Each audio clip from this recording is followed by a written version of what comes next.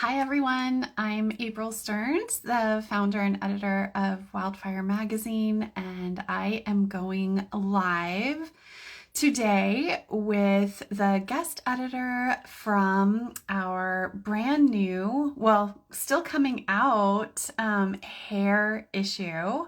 Chatting behind the scenes with the guest editor of this issue. So Sonya will be joining me momentarily.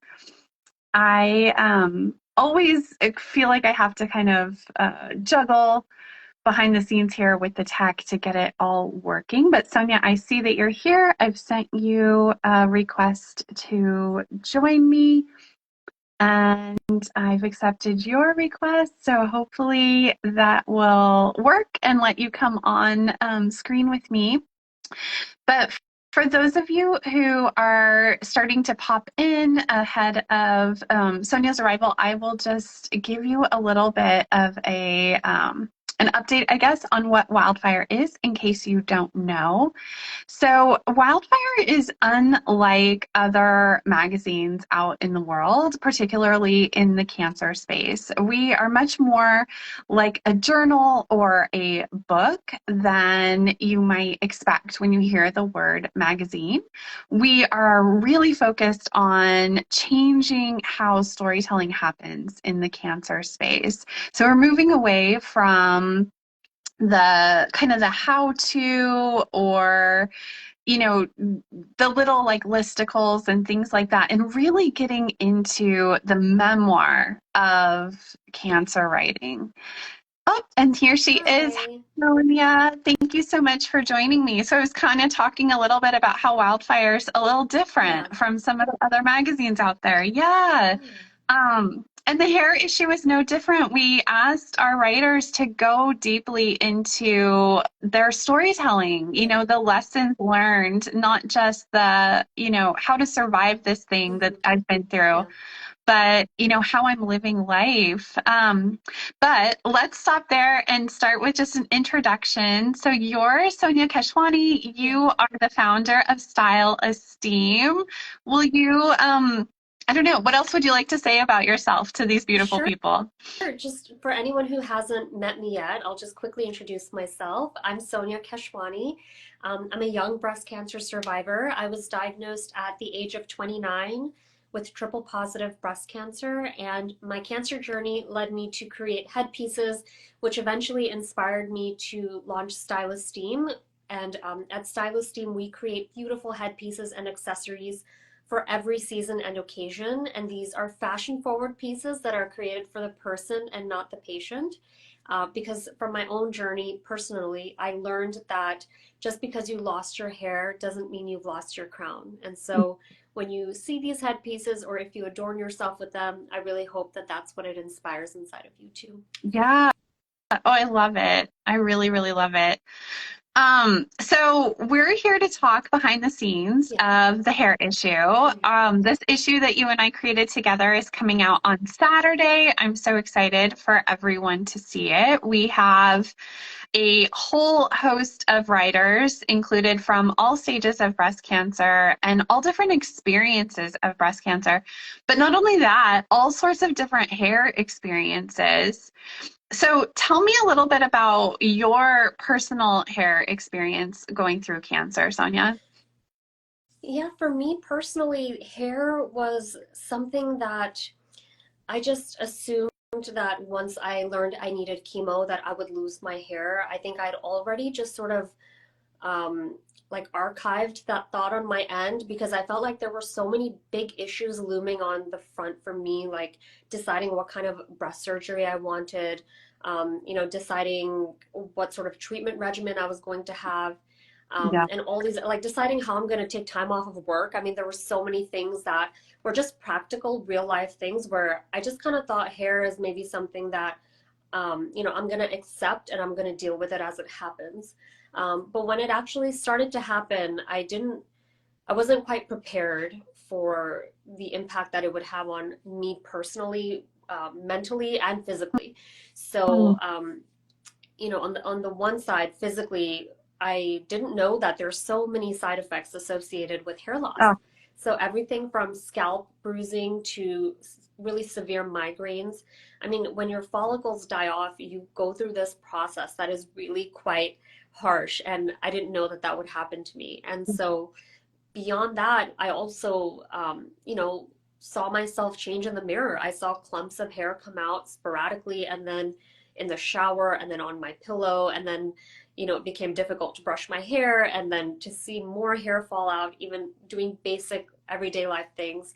It became very, very scary because I started to feel like a Fabergé egg that if I, touched it a little too hard, I would break or, it really became an embodiment, at least in the beginning, before I learned how to process it, of the weakness that I was feeling within myself. Sure. And so, all this was happening, and I just really thought to myself, this is a really traumatic experience. The treatment, I was already one treatment in. I'm feeling so terrible after chemo. Now my scalp feels terrible. If I can just shave my head to rid myself of this one pain and to just improve my quality of life a little bit, Yeah. let me at least do that. And so early on, I just started to shift more towards prioritizing my wellness and my happiness. And so whatever it may be, big things, little things, this is the thing that really kicked it off. Hair was the thing that pushed me to see that as the priority Mm. above all else. And so I ended up scheduling a head shaving appointment in the city in Manhattan. And I actually had a modeling gig that day, and I really wanted to shave my head before it's so bad and just wear a wig because I had a blonde wig ready to go. And my mom was like, "Look, you should maybe do it afterwards because they've clearly hired you because of your look, and maybe they are expecting you to show up as a brunette, perhaps." And I was like, that's a Right. fair point. So I literally went to this modeling gig in Brooklyn and then took a cab straight to Midtown Manhattan, met my parents and my sister at the salon, and I just had the most incredible experience getting my head shaved. I wasn't expecting anything. I was just expecting a head shave, and really the salon where they serve cancer patients here. I mean, it is a salon, but they serve patients. They have wigs and they offer special services. They so Mm. gently and lovingly shaved my head and gave me a scalp shampoo, and I just felt so instantly humanized for the first time in this entire process thus far. Yeah. And it stays with me to this day, my experience at the hair place. But those little things that kind of made me think about my quality of life. It Yeah. just really, it made me realize that I still deserve this. I'm still worthy of it, and it's still available to me, right? Because we get to a point where chemo is really taking everything from us, including our ability to be comfortable in our own skin. But Yeah. there's still so much you can create for yourself with little acts of intentional self-care, especially when it comes to hair and hair loss, that really is something that became so powerful for me that I didn't want to just create headpieces. I really wanted to talk about this side of things. And Yeah. that's something that we get into a lot in our blog as well, is this idea of you know, physical and mental wellness during hair loss being a space where you can just unlock so much for yourself. Hmm. Well, one of the things I'm really hearing you say is that through that part of your experience, early on, you kind of realized that you were allowed to ask for some quality of life measures and some comfort measures. And I think that's really profound because I, you know, I feel personally like through my cancer experience, I didn't know for a long time that I was allowed to ask for Mm-hmm. anything like that. I thought like, okay, I'm just on this conveyor belt of, diagnosis and then treatment. And I felt kind of secondary to the fighting of my cancer, Yes. the rest of my body and my well-being and all of that. And I think that you've really hit upon such a good point that hair can be a part of this experience that you can kind of own a little bit more of in terms of how you want that loss to go, how you want the the aftermath to go. And I know in our issue, we had such a nice variety of storytelling from, some people who embraced losing their hair and being bald, whether through, just being bald out in the world or wearing wigs or wearing hats or wearing turbans or scarves. And then we also had stories of people who cold capped to Mhm. preserve their hair, Yeah. some successfully, some not as much. I I didn't even know cold capping was a Yeah. thing personally when I went in. Like again, that conveyor Same. belt of just this is what's happening.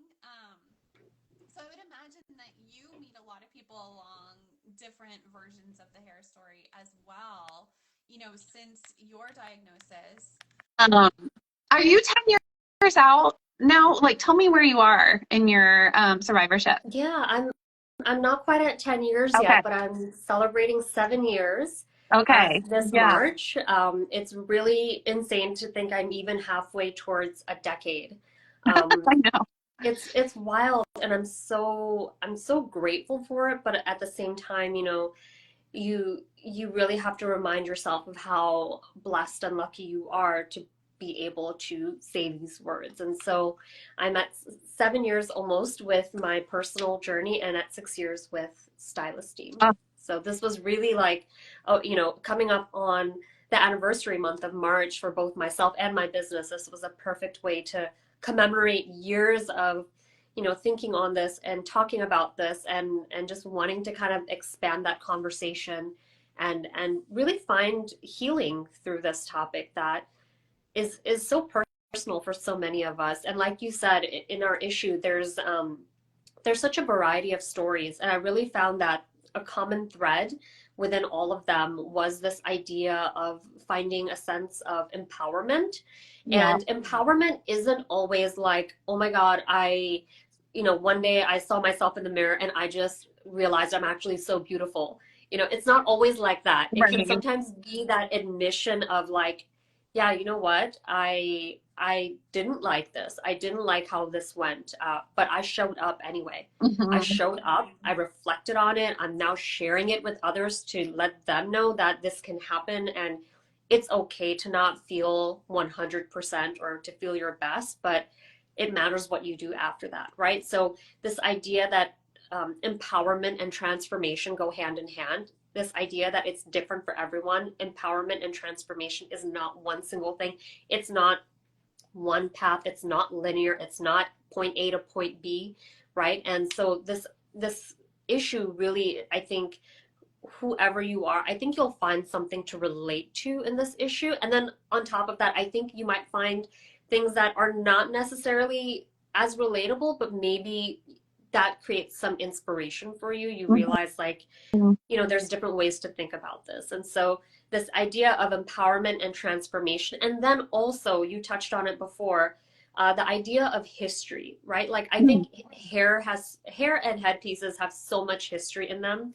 And I think for different people of different backgrounds, hair can mean different things to you.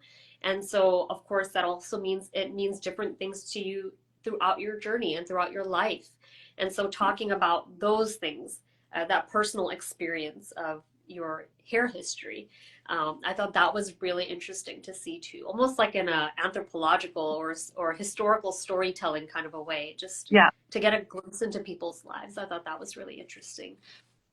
Well, I think you're making a really good point that the person that you are when you're diagnosed with cancer is this person who has collected so much life and experience, prior to that. And there's a lot of hair stories that start, in teen years or even before with how families, handle different hair things. I know some families don't let their daughters cut their hair.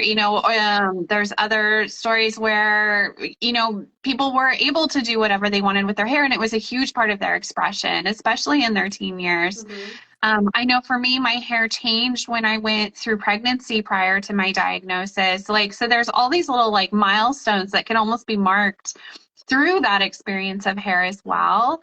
And it's so interesting from a cultural standpoint. A lot of people came to our writing workshops and different things and shared stories about their churches or their just their communities having expectations around women's hair. And I think it's an interesting part when it comes to cancer and the kind of the collision of that, because there's certain things we do with our outward appearance that sometimes are for the purpose of making other people feel Mhm. more comfortable with Mhm. what's happening to us.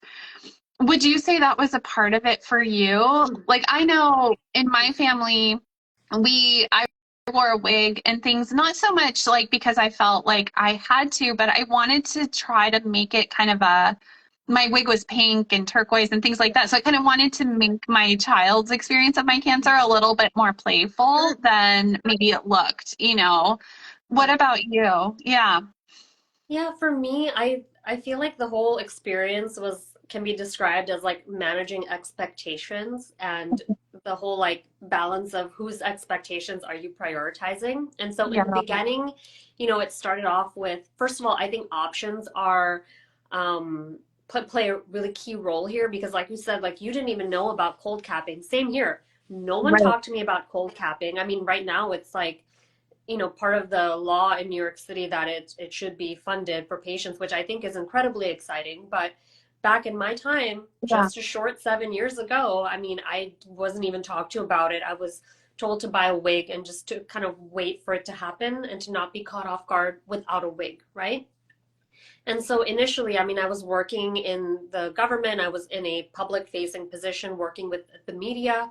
And so I really wanted to kind of create as little change as possible there. I wanted to be able to show up and be professional. And, my job also kind of gave me a bigger purpose outside of myself. And it gave me the ability to distract myself, which distracting yourself is like it's like a priceless thing if you can do it during Sure. cancer. And so, I started showing up in my life with a wig, and my wig was a blonde wig. But what I didn't mention to you, and something I quite frankly didn't even realize at the time, was that I had picked a wig that had dark roots.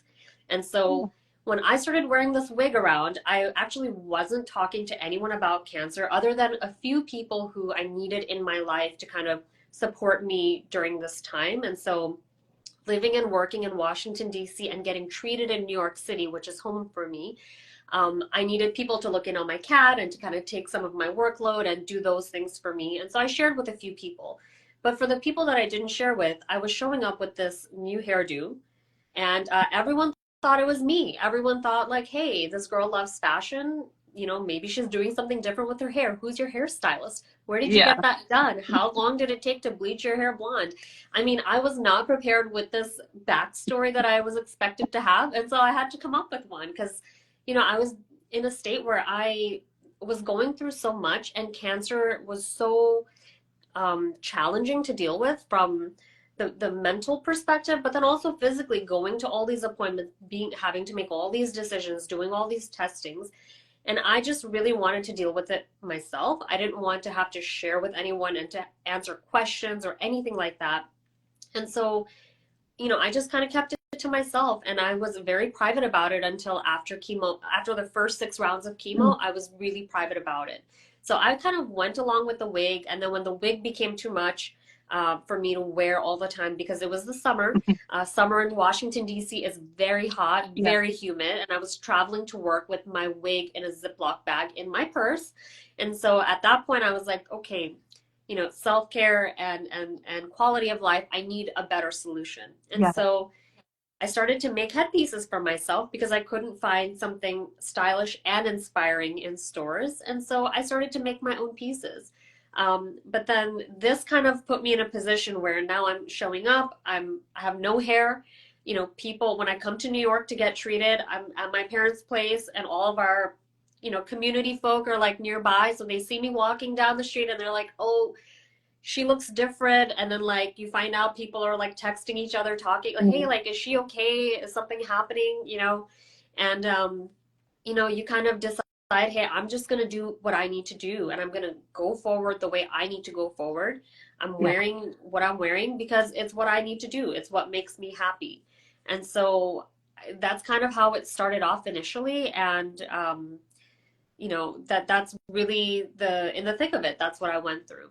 But Yeah. at the end of the day, I stand by doing what you need to do for yourself, having fun with it as much as you can, trying to express yourself in different ways. I mean, don't limit yourself to just a wig or a turban. Like, wear a hat, wear jewelry, wear makeup, do different things where you feel like, you're treating yourself in a way, because I think those little things are such, it's the same as like you treating your kid to like a candy bar or something, like a treat, this is like you treating yourself. You're literally giving yourself moments of like, reward or joy or whatever you want to call it. But I think that we need to have that relationship with ourselves too, because my mom actually said, after like one of those days where I was at home after treatment, just like sitting there with like my, my bald head and like in my pajamas or whatever, she was like, I think God turned you back into a baby because we needed to take care of you a little bit more, because of the bald head. And so I Yeah. think in that same way, we need to kind of dote on ourselves a little bit. And I think the hair journey is kind of a perfect time for it. I like that. So yeah, I think we should touch in on some of the changes that you may have seen over these last 7 years that you've been doing StyleEsteem. I've been doing Wildfire for 10 years and have seen changes, in the community. Yeah. One change, and you might not even know this, but I just learned that New York State is going to be approving insurance payments for cold capping starting in Yes. 2026. And hopefully that means that it will open up across other areas and states as well. But what other changes have you seen, in these last 7 years? And maybe, it's broader than just, I don't know, medically and more culturally, maybe. Because one of the things Yeah. I've noticed is there's a change in how people diagnosed with cancer want to be in the world, want to be Hmm. seen in the world. There's lots more documentation, as we know, with social media now, Yeah. and more openness Hmm. about being visible through a process like this. So what have you noticed, or maybe what's frustrating to you that hasn't changed? Yeah, I think a big part of this documentation through social media is this sort of underlying feeling that this is just part of the human experience. I mean, getting cancer is really nothing other than just being human, right? Like human Yeah. beings get sick. It happens. For some of us, it happens earlier on in life. For some of us, it happens later on in life. But this is part of the human experience. It has been for a very long time. And I think it hasn't always been viewed that way. I mean, for me personally, I've worked very hard to change the narrative around breast cancer and cancer within my community. Being Indian and being Muslim, it's something that I've seen people, really change the way they're talking about it. Hmm. In the beginning, when I first started posting on social media about this, I would get those messages from women within my community in other countries, even in the Western world and in the Eastern world, Okay. saying, "Hey, I heard about you, or I heard you, you shared your story. I just got diagnosed. Do you have any words of advice? Do you recommend anything?" And then like, fast forward maybe a year later, I'll see them also share something publicly on their account and they'll Yeah. start talking about it. And I see these little baby steps of people, getting comfortable with sharing their experience, and passing it on to others, whether it's on social media or, I even encourage women, just tell one other woman in your life, like just face to face, just talk to someone about it, Yeah. because spreading that awareness has become very much like such an accessible thing that I think people see it, a lot of people I think see it as part of their responsibility being a Yeah. survivor. So I think that that's a very positive thing. Like I'm not sure that we'll be able to measure the impact right away, but I think, we'll see it in the future. People who report early detection, people who, get a mammogram regularly when they might not have otherwise. Mhm. I think these small things that we're doing one to one, posting that glam self exam or telling your neighbor or your mom or whoever that, they should go get this exam done. These things I think will make a big long term impact on our community. I think And then so. beyond that, kind of on a more like a fun level, I would say, is that I've noticed, one of my first exposures to this community when I started exploring more on social media was actually the New York Fashion Week show with Anna Ono. And so Mhm. Dana was one of the first people I really reached out to, and going to that fashion show that she held, I think it was back in 2019, February. That was one of my first exposures to this idea that, this feeling that I had, which is that I can be all things through fashion and I can express my story through fashion. I see her doing it. I see other people enjoying it, and like, it made me think like this is a real thing.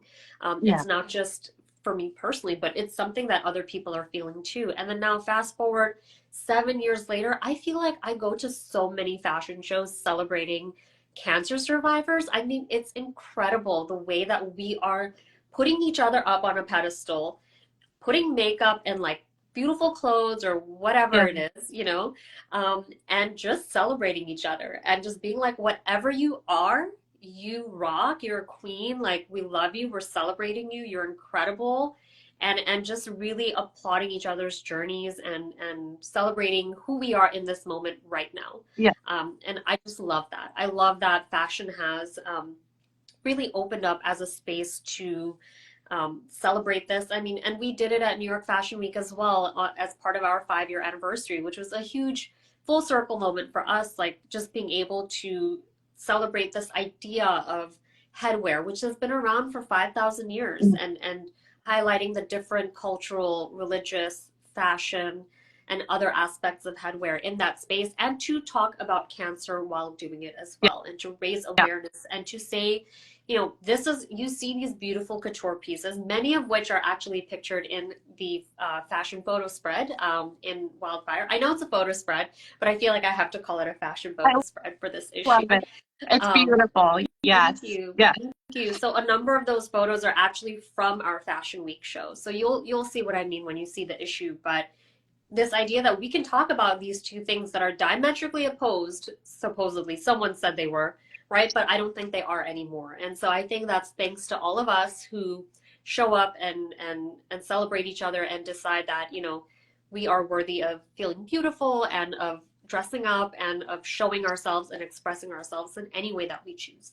Exactly. Well, and what I'm thinking just as you're talking is how much storytelling happens in different ways than Mhm. just writing or us talking. But there's the storytelling of, the visual aspect, the fashion aspect, the making the world safer for someone else to tell their story by our expression. And so, yeah, I just love all the examples you gave. I think that's really amazing. So this is probably a great time to tell everyone about our giveaway. Would you like to do that? Yeah, absolutely. So we want to celebrate this incredibly special issue with you all. And to do this, we're doing a giveaway. So for the giveaway, you can enter to win a StyleEsteem double satin turban, a StyleEsteem spa self-care headband, and of course, a copy of the hair issue. So the way I see it, you can just visualize yourself slipping into your turban, getting out your copy of the magazine, getting cozy, having a moment for yourself to not just take in these stories, but to reflect on your own. Mhm. So, right after we hop off of this live, we will be posting on our pages the giveaway, and it will have all the details that we just mentioned, and it'll tell you how you can enter, and you will have unlimited entries. So please go at it and like go in. But what do you think, April? Should we do two winners for the giveaway? Yeah, Yeah. I love it. Let's do it. Okay, that sounds Perfect. good. Yeah, so stay tuned to our pages right after this live so you can enter the giveaway. Excellent, excellent.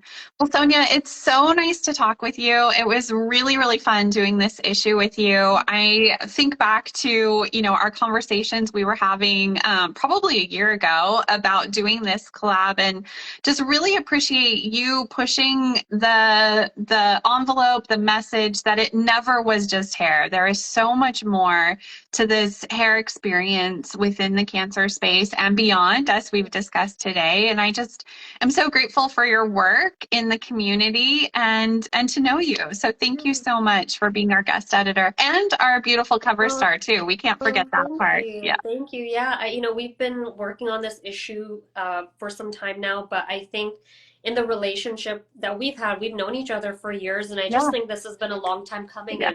and this is just how we're meant to kind of come together for the first time in terms of Wildfire. And I so appreciate the resource you've created, the platform you've created. I mean, this, as you Thank described you. it, a safe space to share your story. I mean, there's no better description for it. So I'm super grateful that this exists, that we can open up this conversation. And I would be remiss if we ended the live and I didn't compliment you on your hair and makeup. You look Thank gorgeous you. today, as always. But I wanted to tell you that. Thank But yeah. you. Thank you. Yeah, I've been admiring your Oh, turban today too. oh. So yeah. Well, I just yeah, again, really, really appreciate the work you're doing in the community. And I just love getting to collaborate and meet with people who have gone through a cancer experience and then decided to stick around and try to make the experience better for someone else. And you're absolutely doing that. And just so grateful for you. And thank you to everyone who watched and those of you watching the replay. So as Sonya said, hop over to our pages, either one, and you'll find the details on our giveaway. I'm so excited for everyone to get the issue this Saturday. And Sonya and I will be guest hosting a storytelling event in March around this issue as well. So we'll be back to tell you more about that in a couple weeks. But yeah, Sonya, so much good stuff to come and lots of hair stories. Sounds I hope you great. have a great All right. day. Yeah. You too. All right. All right. Bye, Take care. everyone. Bye. Thank you.